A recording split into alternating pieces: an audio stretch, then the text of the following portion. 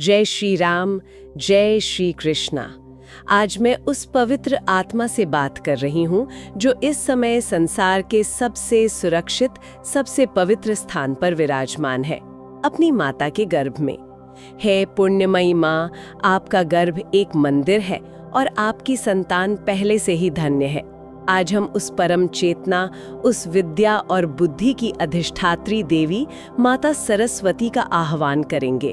वो स्वयं आपके गर्भ में पल रही उस नन्ही चेतना पर ज्ञान के बीज बोने आई हैं। और इस दिव्य ज्ञान की गंगा को आगे बढ़ाना, इसे अन्य गर्भवती माताओं तक पहुंचाना एक महान पुण्य का कार्य है। इस वीडियो को लाइक करके, चैनल को सब्सक्राइब करके और इसे साझा करके आप केवल अपनी संतान के लिए नहीं बल्कि अनगनत अन्य संतानों के लिए भी ईश्वरीय कृपा का मार्ग खोल रही हैं। जी, क्योंकि ज्ञान बांटने से पुण्य कई गुना बढ़ जाता है। तो चलिए इस दिव्य यात्रा का आरंभ करते हैं। सबसे पहले गर्भ की ही बात करते हैं। आमतौर पर इसे एक जैविक स्थान की तरह देखा जाता है, लेकिन हमारे शास्त्र वो इसे कुछ और ही मानते हैं, है ना? हाँ बिल्कुल। शास्त्रों में गर्भ को केवल एक शारीरिक स्थान नहीं बल्कि चेतना का पहला घर, पहला मंदिर माना गया है। देखिए, उसे कभी कभी हिरण्य गर्भ का अंश भी कहा गया है। वो सुनहरा गर्भ जहां से संपूर्ण सृष्टि की उत्पत्ति हुई। अच्छा, तो इस दृष्टि से देखें तो गर्भ एक बहुत ही पवित्र और ग्रहणशील अवस्था है। वो अंधकार ज्ञान का नहीं है, वो संभावनाओं का अंधकार है। बिल्कुल। ठीक वैसे ही जैसे धरती के गर्भ में एक बीज अंधेरे में रहकर ही तो अंकुरित होता है। ये बहुत ही सुंदर कल्पना है। और इसी पवित्र एकांत में, इसी मौन में हम देवी सरस्वती के स्वरूप का ध्यान करते हैं। मुझे वो श्लोक याद आता है, या कुंदेंदु तुषारहार धवला। जी, मतलब वो कुंद के फूल चंद्रमा और बर्फ की तरह श्वेत हैं और उन्होंने शुभ्र वस्त्र धारण किए हैं। ये सफेदी, ये केवल एक रंग तो नहीं हो सकता, इसका कोई गहरा आध्यात्मिक अर्थ होगा। निश्चित रूप से। यहाँ श्वेत वर्ण पवित्रता, शांति और सबसे बढ़कर सात्विकता का प्रतीक है। मान्यता ये है कि उनका ये जो धवल, ये जो निर्मल स्वरूप है, वो गर्भ में पल रहे शिशु की बुद्धि को भी निर्मल और निष्पक्ष बनाता है। मतलब बुद्धि पर कोई मैल ना हो, कोई पूर्वाग्रह ना हो। एकदम। विचार ये है कि ज्ञान का असली प्रकाश बाहर से नहीं आता, वो तो भीतर से ही प्रकट होता है। तो देवी सरस्वती का आह्वान उस आंतरिक ज्योति को, उस प्रज्ञा को जगाने के लिए है, ताकि जब वो शिशु संसार में अपनी आंखें खोले तो उसकी दृष्टि में केवल सत्य को पहचानने की क्षमता हो। जी बिल्कुल। तो ये एक तरह से चेतना को उसके उद्गम स्थल पर ही शुद्ध करने की प्रक्रिया है। और चेतना की बात करें तो माँ सरस्वती को वाक देवी के रूप में जाना जाता है, वाणी की देवी। हाँ, ये उनका सबसे प्रमुख स्वरूप है। तो इस परंपरा में वाणी और गर्भ में पल रहे शिशु के विकास में क्या संबंध बताया गया है? ये बहुत ही गहरा और महत्वपूर्ण प्रश्न है। देखिए, वैदिक परंपरा में नाद ब्रह्म की अवधारणा है, यानी सृष्टि की शुरुआत एक दिव्य ध्वनि से हुई। बिल्कुल, एक शब्द से। इसलिए वाक या वाणी को केवल बोलने की एक क्रिया नहीं बल्कि सृजन की शक्ति माना गया है। तो जब गर्भ में सरस्वती का आह्वान होता है तो यह आशीर्वाद दिया जाता है कि हे शिशु, भविष्य में तुम्हारी वाणी संसार को दिशा देगी। ये सिर्फ बोलना सीखने का आशीर्वाद नहीं है। नहीं, ये उससे कहीं बढ़कर है। ये आशीर्वाद है कि वाणी में मधुरता हो, शब्दों में सत्य का बल हो और आवाज में दूसरों को सांत्वना देने की शक्ति हो। मैंने बीज मंत्र ओम ऐंक के बारे में भी पढ़ा है। कहते हैं कि ये माँ सरस्वती का हृदय है। इसकी क्या विशेषता है? ऐंक को सरस्वती का बीज मंत्र कहा जाता है। मंत्र विज्ञान के अनुसार प्रत्येक ध्वनि का एक विशेष कंपन होता है, एक विशेष प्रभाव होता है। माना जाता है कि ऐंक मंत्र का जाप या इसका श्रवण शिशु के मस्तिष्क के तंतुओं को, मतलब न्यूरॉन्स को सक्रिय करता है। अच्छा। ये उसकी बौद्धिक क्षमताओं को प्रखर करता है। ये एक प्रकार का, आप कह सकते हैं कि एक सोनिक टूल है, एक ध्वन्यात्मक कुंजी है जो बुद्धि के केंद्र को खोलने की क्षमता रखती है। ध्वनि से बुद्धि को सक्रिय करना, ये तो अद्भुत है। और ध्वनि और संगीत की बात हो तो देवी सरस्वती का सबसे मुख्य प्रतीक तो उनकी वीणा है। जी, वीणा। ये केवल एक वाद्य यंत्र तो नहीं होगा, इसका भी कोई गहरा दार्शनिक पक्ष होगा। वीणा शायद उनके स्वरूप का सबसे गहन प्रतीक है। देखिए, वीणा के तार जीवन में संतुलन का सबसे बड़ा पाठ सिखाते हैं। कैसे? अगर तार बहुत ढीले हों तो संगीत उत्पन्न नहीं होगा, एक बेसुर आवाज आएगी बस। बिल्कुल। और अगर उन्हीं तारों को बहुत ज्यादा कस दिया जाए तो वो टूट जाएंगे। एकदम सही। संगीत केवल तभी निकलता है जब तारों में एक सही तनाव हो, एक संतुलन हो, एक सामंजस्य हो। तो वीणा जीवन में संतुलन का प्रतीक है, न बहुत अधिक भोग, न बहुत अधिक त्याग, एक मध्यम मार्ग। यही जीवन का सार है।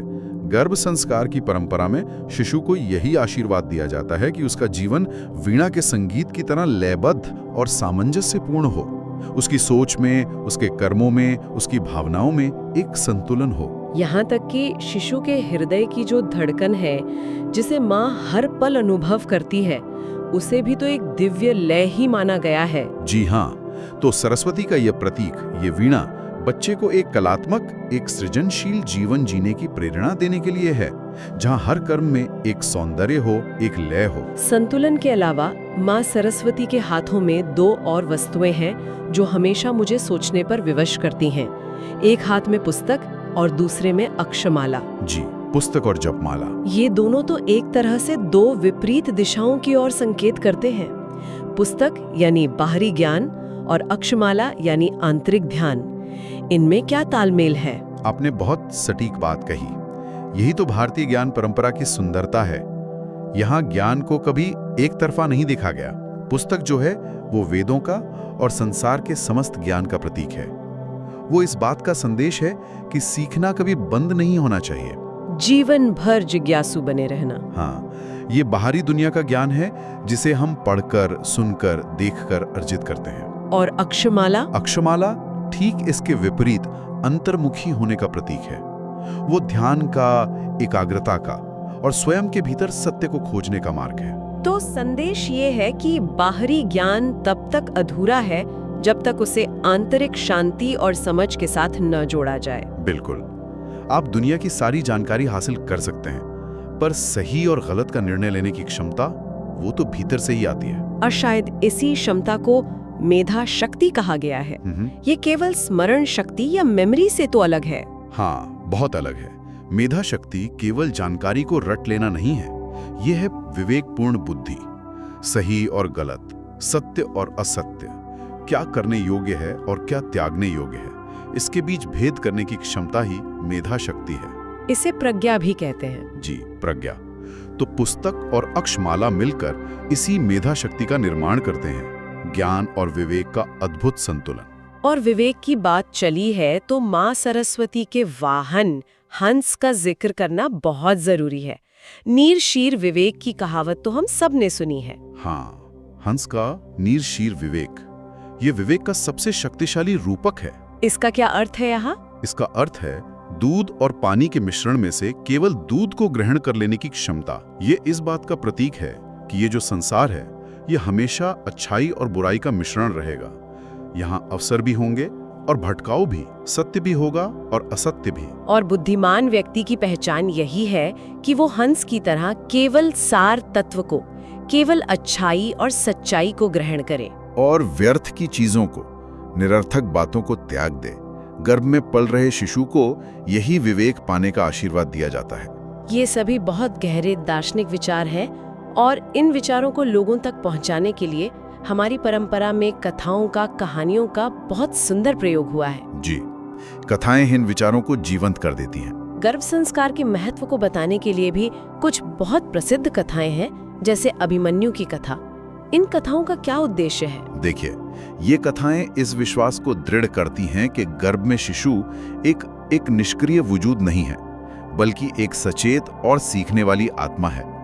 ये इस अवधारणा के लिए एक तरह से प्रमाण का काम करती है, जैसे महाभारत में अभिमन्यु की कथा, जो अपनी माँ सुभद्रा के गर्भ में ही भगवान कृष्ण से चक्रव्यूह भेदन का रहस्य सुन लेते हैं। हाँ, ये कथा इस बात पर बल देती है कि शिशु सुन सकता है, समझ सकता है और सीख भी सकता है। और भक्त प्रहलाद की कथा भी तो कुछ ऐसी ही है। बिल्कुल। श्रीमद् भागवत पुराण में आता है कि जब प्रहलाद अपनी माँ कयाधु के गर्भ में थे, तो देवर्षि नारद ने उनकी माता को नारायण भक्ति का उपदेश दिया था। उस उपदेश को गर्भ में प्रहलाद ने भी सुना और जन्म से ही वे भगवान के परम भक्त बने। अष्टावक्र की भी तो एक कथा है। जी, अष्टावक्र की कथा, जिन्होंने गर्भ से ही वेदों का पाठ कर रहे अपने पिता की त्रुटियों को पहचान लिया था। ये कथाएं चाहे शाब्दिक रूप से सत्य हो या ना हो, इनका सांकेतिक महत्व बहुत बड़ा है। ये समाज को ये शिक्षा देती हैं कि गर्भावस्था का समय कितना संवेदनशील और कितना महत्वपूर्ण है। बिल्कुल, माँ के विचार, माँ के शब्द, माँ का हर एक कार्य सीधे सीधे शिशु के व्यक्तित्व का निर्माण कर रहा है। तो यदि ये मान लिया जाए कि गर्भ में शिशु इतना ग्रहणशील है, तो फिर गर्भवती माँ के आचार विचार और जीवन शैली पर बहुत बल दिया गया होगा। निश्चित रूप से, यदि शिशु की चेतना एक उपजाऊ भूमि है, तो माँ के विचार, उसकी भावनाएं और उसका आहार वो बीज की तरह काम करते हैं। इसीलिए गर्भ संस्कार में माँ को एक साधिका की तरह जीवन जीने को कहा गया है। जी, जैसे सात्विक आहार पर बहुत जोर है, जैसा अन्न वैसा मन का सिद्धांत यहाँ सीधे लागू होता है। माना जाता है कि माँ जो भोजन करती है, उसका सीधा प्रभाव शिशु की मानसिक और बौद्धिक संरचना पर पड़ता है। और आहार के अलावा दिव्य श्रवण, मतलब उत्तम संगीत, मंत्र और महापुरुषों की जीवनियां सुनना, और सबसे जरूरी सकारात्मक विचार रखना। हाँ, इस पर तो बहुत अधिक बल है। आज का विज्ञान भी तो यही कहता है कि माँ के तनाव या प्रसन्नता का असर हार्मोन्स के द्वारा बच्चे तक पहुँचता है। ये प्राचीन परंपरा इसी बात को एक आध्यात्मिक दृष्टिकोण से कह रही है। बिल्कुल, माँ के विचार बच्चे के मस्तिष्क की कोशिकाओं, मतलब न्यूरल पाथवेज की संरचना तय कर रहे हैं। इसीलिए उसे शांत, प्रसन्न और सकारात्मक वातावरण में रहने को कहा गया है। इस प्रक्रिया में मंत्रों की भी एक विशेष भूमिका बताई गई है। खासकर गायत्री मंत्र और मेधा सुक्तम का जिक्र आता है। जी, ये विशेष ध्वन्यात्मक रचनाएं हैं जिन्हें बच्चे के बौद्धिक विकास के लिए बहुत शक्तिशाली माना गया है। गायत्री मंत्र में एक अंश है धियो यो नः प्रचोदयात्, जिसका अर्थ है, हे ईश्वर, हमारी बुद्धि को सन्मार्ग पर प्रेरित करें। जी, जब एक माँ इस मंत्र का जाप करती है तो ये प्रार्थना सीधे उसके गर्भ में पल रहे शिशु के लिए एक दिव्य कवच का काम करती है। ये कंपन सीधे उस चेतना तक पहुंचते हैं। और मेधा सूक्तम? मेधा सूक्तम तो वेदों से लिया गया एक संपूर्ण सूक्त है जो मेधा यानी उच्च बुद्धि की प्राप्ति के लिए ही समर्पित है। इसमें अग्नि, इंद्र, वायु जैसी समस्त प्राकृतिक शक्तियों से प्रार्थना की जाती है कि वे सब मिलकर शिशु को उत्तम मेधा, उत्तम बुद्धि प्रदान करें। ये इस विचार को दर्शाता है कि बुद्धि कोई व्यक्तिगत चीज नहीं है, बल्कि ब्रह्मांड की सारी शक्तियां मिलकर इसे पोषित करती हैं। बिल्कुल सही। ये सब सुनकर ऐसा लगता है कि ये परंपरा एक तरह से शिशु के जन्म से पहले ही उसकी नियति को एक सकारात्मक दिशा देने का एक महान प्रयास है। इसी से जुड़ा एक और विधान है संकल्प लेने का। इसका क्या अर्थ है? संकल्प भारतीय दर्शन में इच्छा शक्ति और इरादे को एकाग्र करने की एक बहुत शक्तिशाली तकनीक है। गर्भ संस्कार में माँ को अपने शिशु की ओर से एक मानसिक संकल्प लेने के लिए प्रेरित किया जाता है। किस प्रकार का संकल्प? जैसे पूरी भक्ति के साथ ये भाव करना कि मैं माँ सरस्वती का अंश हूँ, मैं ज्ञान के लिए जन्मा हूँ, मैं प्रकाश के लिए जन्मा हूँ। मेरे भीतर अनंत संभावनाएं हैं। मैं अपनी माता का गौरव और पिता का सम्मान बनूंगा। मैं संसार में अज्ञान को मिटाने के लिए एक ज्योतिपुंज बनूंगा। जी, इसके पीछे का मनोविज्ञान ये है कि एक प्रबल और सकारात्मक इरादा ऊर्जा को एक दिशा देता है। ये बच्चे के अवचेतन मन में एक गहरा और सकारात्मक बीज बोने जैसा है। तो अगर हम इन सारी बातों को एक साथ देखें, गर्भ को एक मंदिर मानना, सरस्वती के प्रतीकों से ज्ञान, संतुलन और विवेक को समझना, कथाओं से प्रेरणा लेना और माँ के आचार विचार तथा मंत्रों से शिशु की चेतना को आकार देना, तो ये जन्म की तैयारी का एक बहुत ही समग्र और गहरा दृष्टिकोण है। ये केवल शारीरिक जन्म की तैयारी नहीं है। नहीं, ये एक प्रबुद्ध चेतना के आगमन की तैयारी है। इस परंपरा का अंतिम लक्ष्य केवल एक स्वस्थ शिशु को जन्म देना नहीं है, बल्कि एक ऐसे मनुष्य को इस संसार में लाना है जिसकी नींव ज्ञान, संतुलन और विवेक पर रखी गई हो। बिल्कुल। और अंत में जो शांति पाठ किया जाता है, ओम असतोमा सद्गमया, तमसोमा ज्योतिर्गमया, मृत्युर्मा अमृतम गमया, वह इसी पूरी प्रक्रिया का सार है। जी, हमें असत्य से सत्य की ओर ले चलो, अंधकार से प्रकाश की ओर ले चलो और मृत्यु से अमरता की ओर ले चलो। ये उस अजन्मी आत्मा की पहली प्रार्थना है। ये पूरी चर्चा ये बहुत ही ज्ञानवर्धक रही। गर्भ संस्कार और माँ सरस्वती के प्रतीकों को इस तरह से समझना एक बिल्कुल नया दृष्टिकोण देता है। ये हमें ये सोचने पर विवश करता है कि हमारे पूर्वज मनुष्य के विकास को कितनी गहराई से देखते और समझते थे। बिल्कुल, ये केवल आस्था का विषय नहीं, इसके पीछे गहरा मनोविज्ञान और दर्शन है जो आज भी उतना ही प्रासंगिक है। हे दिव्य आत्मा, जो इस संसार में आने की प्रतीक्षा में हैं। ज्ञान की देवी ने स्वयं तुम्हारे स्वागत की तैयारी की है। जब तुम इस धरती पर आओगे तो तुम्हारे हाथों में सरस्वती की एक अदृश्य कलम होगी, जिससे तुम अपना भाग्य स्वयं लिखोगे। अभी अपनी माँ के हृदय की धड़कन को सुनो। वो सरस्वती का ही मंत्र है। शांत रहो, प्रसन्न रहो। हम सब तुम्हारे आगमन की प्रतीक्षा में हैं। ओम शांति है। शांति शांति शांति है। इसी तरह के अन्य वीडियो के लिए वीडियो को लाइक करें, चैनल को सब्सक्राइब करें और कमेंट बॉक्स में जय श्री राम लिखें। प्रभु आपका कल्याण करेंगे।